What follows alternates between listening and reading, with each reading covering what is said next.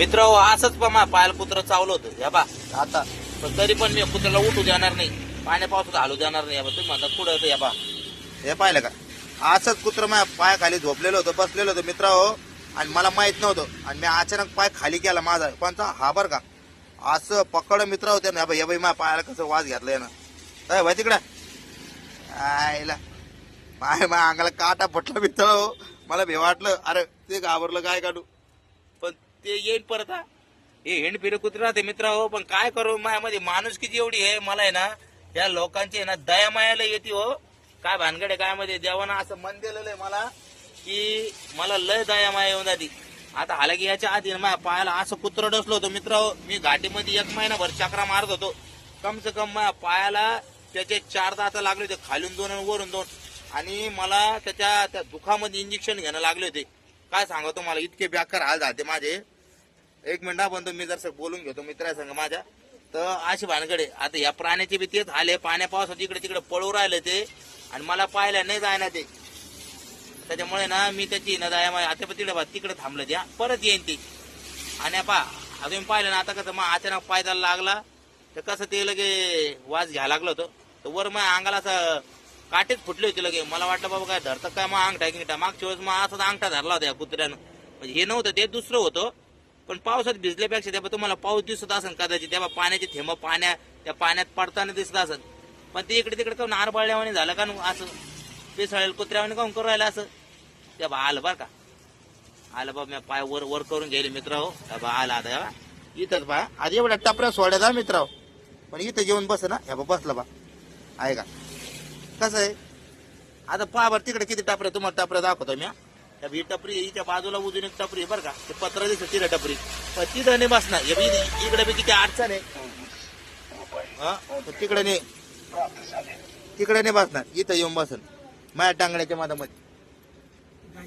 अच्छा तर मित्र हो काय सांगा तुम्हाला, हे प्राण्याचं मायाशी काय लागावं मला काही धोरणच कळत नाही बाबा यायचं.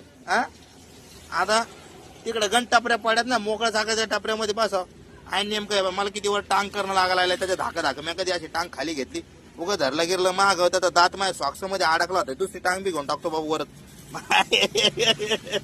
दोन्ही टांगावर घेऊन टाकला मित्र हो.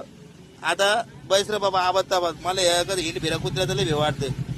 हो एक पहिलवान असाच मिळालता, त्याने बी दया माया पोटी काय केलं मित्र हो. असं कुत्र्याला आहे ना एक कुत्र्याचे पिल्लू एक नाल्यात पडलं होतं.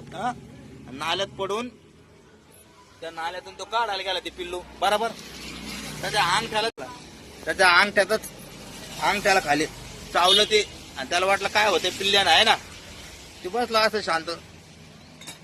अरे 1-2 महिन्यानंतर मित्र होते तर पॉयझन चढलं ना त्याला. हा पॉयझन चढलं आणि हा या छोटासा ब्रेक घेऊन आणि वारलं ना ते माणूस. ते पैलवान एवढा खतरनाक जायला त्यानं भारतासाठी मोठ्या मोठ्या कुस्त्या खेळल्या एवढं जितलं. आता कुठं पळाले का करून राहिले हे पण चाळायला दिसतं काय करून बाबा. मला लय भिवाट राहिलं मित्र याचं. याची लक्षणं काय बराबर दिसत नाही मला. एका जागेवर स्थिर दिसणारच नाही ते भाई का. तिकडे जातं इकडे येते, तिकडे जातं इकडे येते. अरे बाबा तुला असं एका जागेवर बैस ना या का मित्र असं काय करू राहिले ये आरबळलं का काय ये. बाबा बैस म्हणा शांत एका जागेवर.